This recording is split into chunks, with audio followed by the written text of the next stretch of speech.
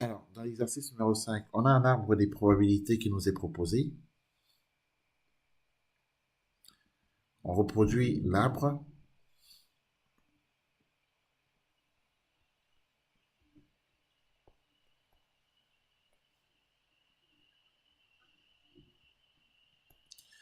et il va falloir qu'on le complète. Donc ici, P de A, c'est 0,3, hein, c'est donné. C'est pas C, c'est D. P de D sachant A est égal à 0,1. P de D sachant B, 0,8. On nous demande de compléter cet arbre des probabilités. Alors, et de donner les probabilités suivantes. Bon, à quoi est égal P de B?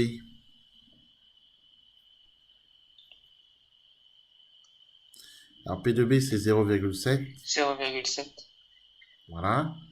Donc, est-ce qu'on est capable de donner P de C sachant A? 0,9, P de C sachant B? B de C sachant B, 0,2. 0,2. Je rappelle qu'à chaque nœud, la somme des probabilités est égale à 1. Donc, du coup, pour répondre aux questions sur les probabilités hein, de cet exercice, on veut P de B. P de B, bah, c'est 0,7, hein, puisque P de B, c'est 1 moins P de A.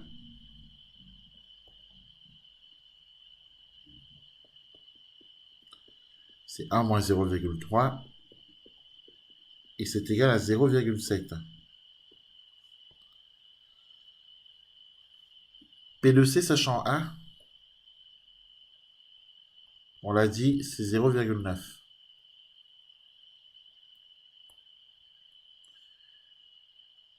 P de A inter C, comment on calcule P de A inter C? On fait P de C sachant A fois P de A. Tout à fait. P de A inter C, c'est la probabilité.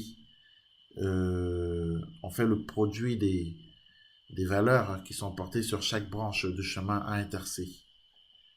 Et le chemin A inter C, c'est ce chemin-là, le chemin jaune. Donc, il suffit de faire 0,9 fois 0,3. Autrement dit, P de C sachant A fois P de A. P de C sachant A fois P de A. Donc, P de A inter C, c'est P de C sachant A, c'est-à-dire 0,9, fois P de A, 0,3. Ça Résultat, fait 0,27. 0,27. Très bien, P de C. Comment on calcule P de C? Moi j'ai fait P de A inter C plus P de B inter C. Tout à fait, puisque pour atteindre C, deux chemins sont possibles, le chemin A inter C et le chemin B inter C. Donc, enfin, ou le chemin B inter C. Donc, soit c'est le chemin A inter C, ou alors c'est le chemin B inter C. Donc, du coup, en effet, c'est P de A inter C plus P de B inter C. On applique ici le principe de l'addition puisque deux chemins sont possibles. Donc, P de C, c'est égal, évidemment, à P de A inter C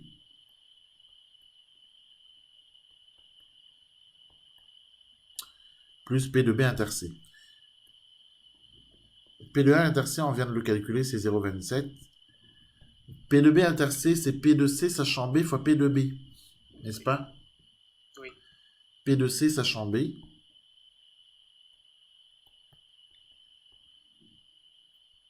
fois P de B.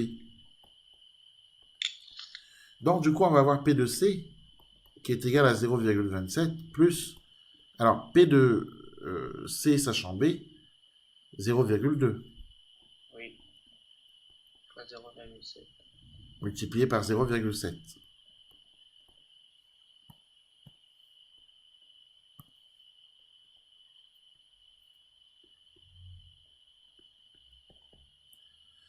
0,2 fois 0,7, ça fait 0,14. 0,14.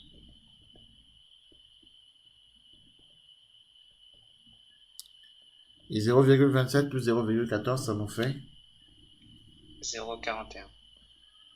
P de C est égal à 0,41. P de D. Comment on calcule P de D? J'ai fait... non, lui, j'ai pas réussi. Alors P de D, on peut faire... on peut utiliser le fait que deux chemins mènent à D. Il y a le chemin A inter D. Ah oui, inter D plus B inter D. Ou le chemin B inter D. D'accord? Ici, on applique la formule des probabilités totales. Voilà. P de D, ça va donc être égal à P de A inter D, mais P de A inter D, c'est 0,1 fois 0,3. D'accord? P de B inter D, c'est 0,7 fois 0,8.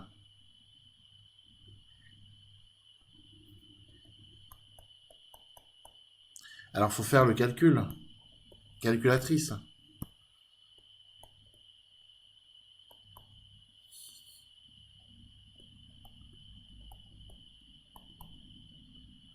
Ça fait 0,03 plus 0,56, 0,59.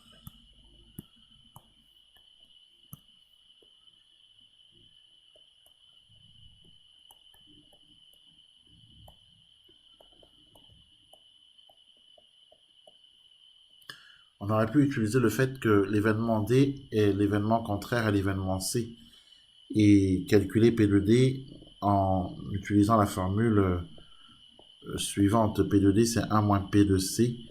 Et comme P de C, on avait trouvé 0,41, d'accord? Ça fait 0,50. Voilà, on pouvait faire 1 moins 0,41. Et donc P de D, du coup, est égal à 0,59. Et enfin, on veut calculer P, on demande de donner P de A sachant C. L'arbre des probabilités conditionnelles ne nous permet pas de lire P de A sachant C. Donc, il faut qu'on applique la formule des probabilités conditionnelles. Donc, on aura P de A inter C divisé par P de C. Divisé par P de C. Voilà, sauf que P de A inter C, qu'est-ce qu'on avait trouvé? 0,27. 0,27 à diviser par P de C, 0,41. 0,41. Alors, ça nous fait quoi comme résultat? Si on multiplie tout par 100.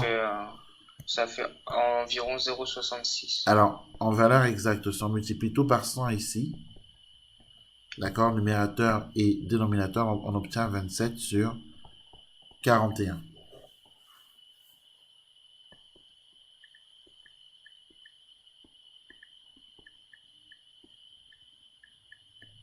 Voilà, pour nos probabilités. Dans l'exercice numéro 6, A et C sont deux événements correspondant à une même épreuve aléatoire. On sait que P de A égale 0,6, que P de C est égal à 0,5 et que P de A inter C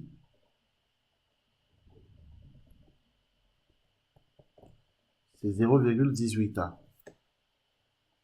Il faut déterminer P de A bar, etc. Donc, P de A bar, c'est égal à quoi? À 0,4. Très bien, P de A bar, c'est 0,4. À chaque embranchement, la somme des probabilités est égale à 1. P de C sachant A. Est-ce qu'on est capable de donner P de C sachant A? Non, pas encore. Si. Si on calcule.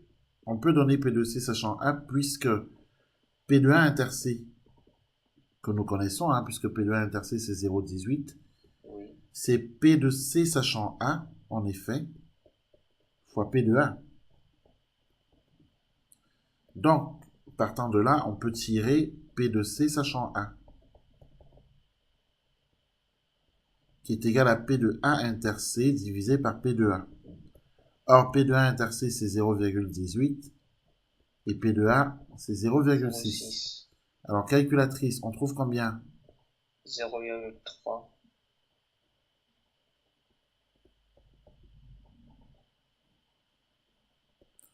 P de C, sachant A, est égal à 0,3. 3. P de C bar, sachant A, du coup, est égal à 0,7. 0,7.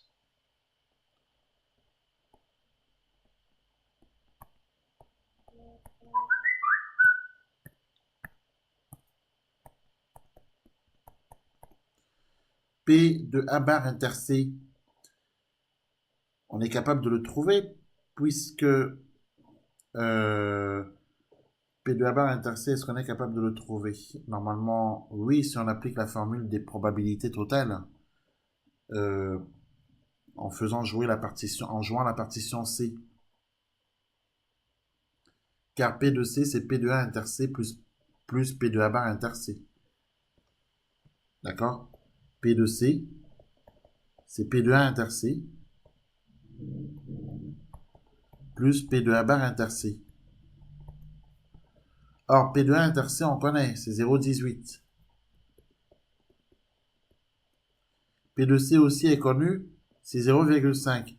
Alors, ce n'est pas P de A bar inter C, enfin si, c'est P de A bar inter C qu'on cherche. Donc, du coup, P de A bar inter C, mais il faudra faire une soustraction. On aura P de A bar inter C qui est égal à 0,5 moins 0,18. Ça fait combien 0,5 moins 0,18 hein? 0,32. Tout à fait. P de A bar inter C égale 0,32. Ok? Donc, on peut donc trouver P de C sachant A bar. Du coup, parce qu'au moment où on a P de A bar inter C, on peut trouver P de C sachant A bar. Il suffit d'écrire que P de A bar inter C, c'est en fait égal à P de A bar fois P de C sachant A bar.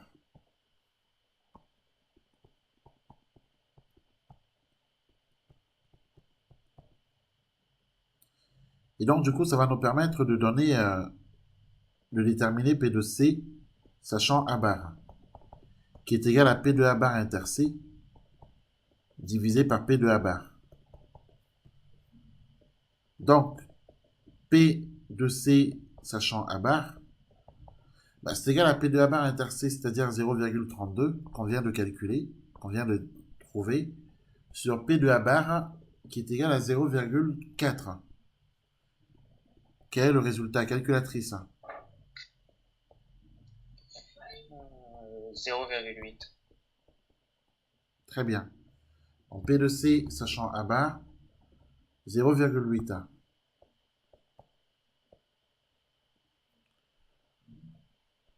On peut l'écrire d'ailleurs.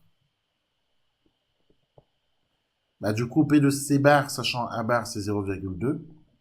Car à chaque embranchement, la somme des probabilités est égale à 1. D'accord? Et ensuite, P de A bar sachant C, l'arbre des probabilités ne permet pas de le lire. On va donc appliquer la formule des probabilités conditionnelles. Et on va écrire que P de A bar sachant C, c'est P de A bar inter C sur P de C.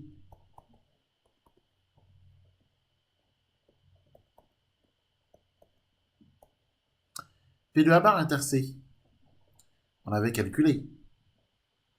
On a trouvé 0,32. P de C est donné 0,5. 0,32 sur 0,5, c'est égal à quoi? C'est égal à 0,64. Donc P de A bar sachant C est égal à 0,64. Voilà pour cet exercice.